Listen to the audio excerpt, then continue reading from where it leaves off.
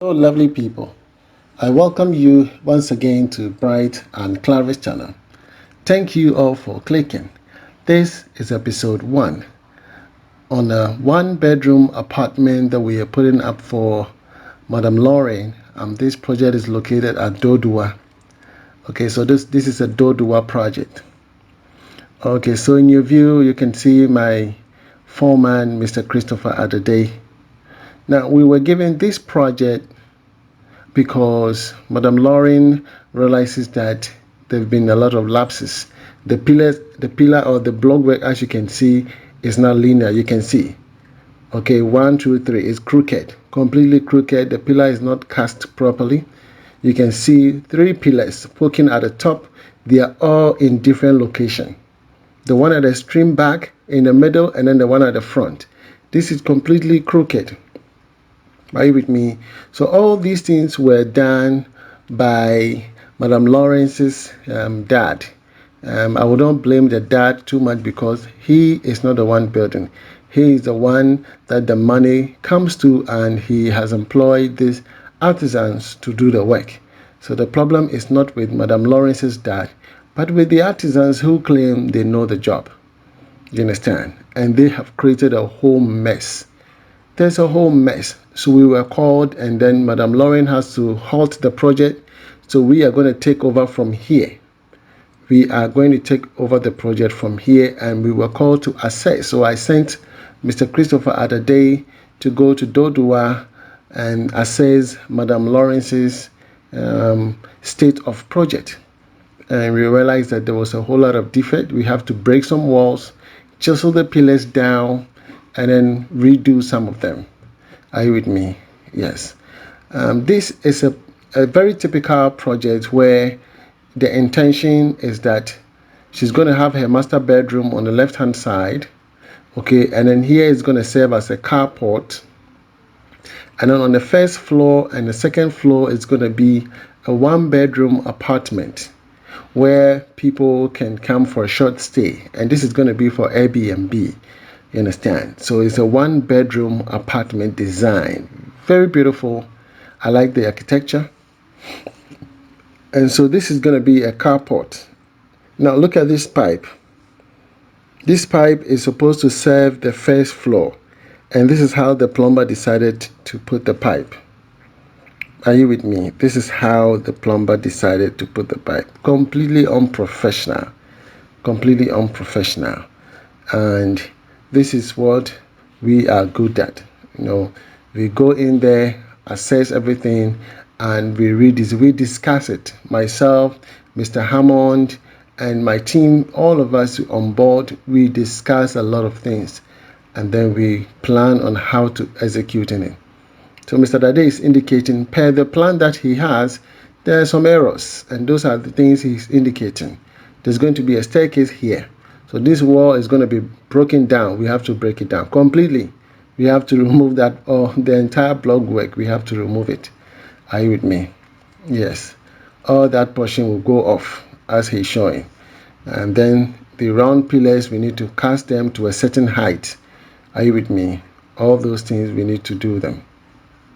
So we were called to do this. And so I prepared the estimate for Madam Lawren, that the corrections that we have to do at the ground floor, and then after the ground floor, and then she will send another money for the floor decking, and then the first floor superstructure. That is the goal. Are you with me? There are 4 staircases, okay, where Mr. Dade is standing right now. There's another staircase there. Are you with me? Yes. And then in the middle, there's a staircase. On the right, on the far left-hand side, there's another staircase. And then in the master bedroom, where the living area is, there's a staircase taking her to the upper floor. You understand? This well-thought design, beautiful, okay, and you need people with a sound mind to execute this plan. Are you with me? You need people of a sound mind to execute the plan. And so that is what we are going to do. So you will see the various changes that are going to happen. Now, one thing I've noted is that a lot of people, they don't take their time to read the plan. That's one thing. Ghanaians, artisans, do not go to the right institutions.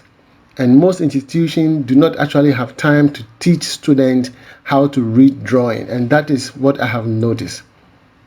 Because we from the 80s, you have to learn everything proper. But these millenniums, they're only just doing something I don't know. So this is the living area of where Madam Lawren is going to stay herself. Okay, yes, and that is the kitchen. This is a kitchen for her, and that will be the kitchen porch.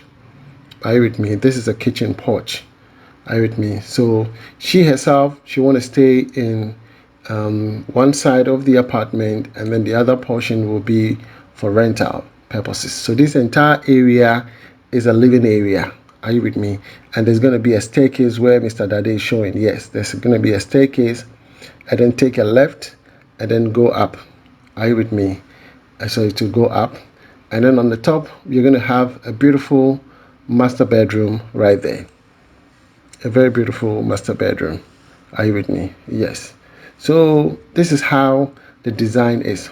Now we're going to be seeing all the discrepancies, all the defects. Walls are crooked, pillars are not linear, the carpenter is not good. He didn't actually, we call something pruning. When a carpenter is placing a board on a block work, they need to do what we call pruning. To prune means to disallow any concrete from protruding or exiting during the casting of the concrete. I would mean the concrete is supposed to flush with the block. If not, when the concrete protrudes, it gives a lot of work for the mason during the time of plastering. Are you with me? Yes, they have to chisel the concrete to make it flat with the block work. Then they can take their gauge and then do the plastering. Wrong carpentry works, a lot of them.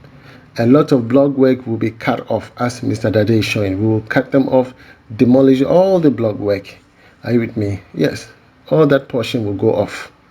We're going to remove all the blocks. One thing I like is that they put in a lot of cement. There's a lot of cement in there, and I see a lot of wastage, honestly, but we are going to correct it.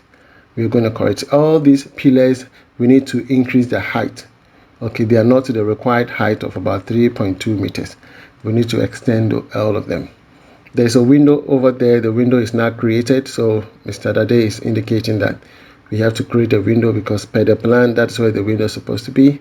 Okay, yes, you have to create a window. Are you with me? Yes, and then also that window needs to be extended as he's showing. He's checking everything. Everything needs to be checked.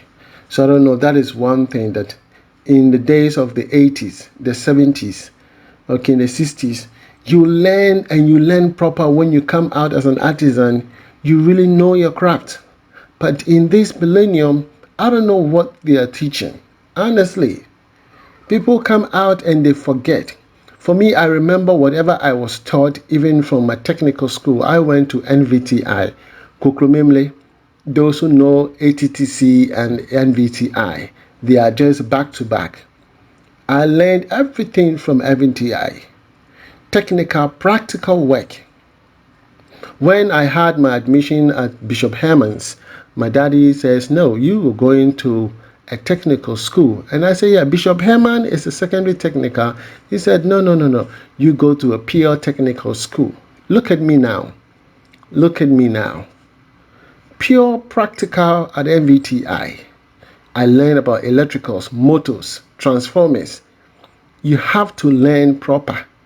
And then I put myself into the industry for practicals. You have to go to Accra Brewery. Okay, yes, Guinness Ghana Limited. They have these industrial machines where you have to learn proper. You go to Unilever, Nestle Ghana. You have to learn proper. And then you come out and then continue. Are you with me? If you go to Takoradi Polytechnic, you can't come and say you don't know anything. No. If you go to Takoradi Polytechnic and you come out and you say you don't know anything, practicals to self, you don't know, it means say you and Kasano, you shan, wabon, maybe so you may go see wabon, you now you shan, wabon. because you have to put yourself. A lot of us don't want to put ourselves under training. We are looking for money quickly. I would always advise people, once you finish school, understudy people for 2 years, 3 years. Don't go in for money. Tell them that I'm going to the best automobile company in Ghana. Tell them that, hey, I want to understudy, I want to learn for 3 years.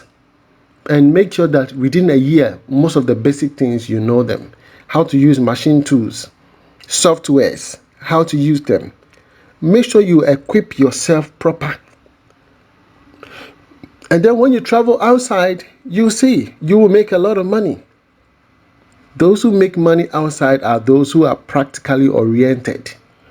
A lot of us travel, and then when we get outside there, we go like, yee, they're looking for a professional carpenter. And then overnight, you want to become a carpenter by force. Overnight, you want to become a mechanic by force. Overnight, you want to become a painter by force. The same job that you disregarded back home, you want to do it here in Europe. You see how hypocrite you are.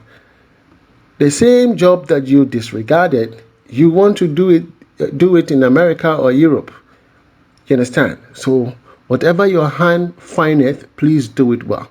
So we started the work after the approval of the estimate. We have to break all those walls, remove them, chisel most of the pillars because they were not linear. The steel bender will have to crank them so that they can become linear, and we have to recast all those pillars. You understand? We removed the block. We didn't want to destroy the blocks. It is one thing that Mr. Dade is good at. Okay, remove all the blocks, straighten the pillars, and recast the pillars. Are you with me? It wasn't an easy task, but we were able to sail through. And for me, I'm happy that all these people have found their way through me, and I'm helping them out. That is the most important thing. Are you with me? And if through me a lot of people will come, we can change the narrative. If you love this video, please give it a thumbs up. I'll be coming your way with episode 2, and we will see how far we have come on this particular project. From me to you, shalom. God bless you wherever you are. Bye-bye.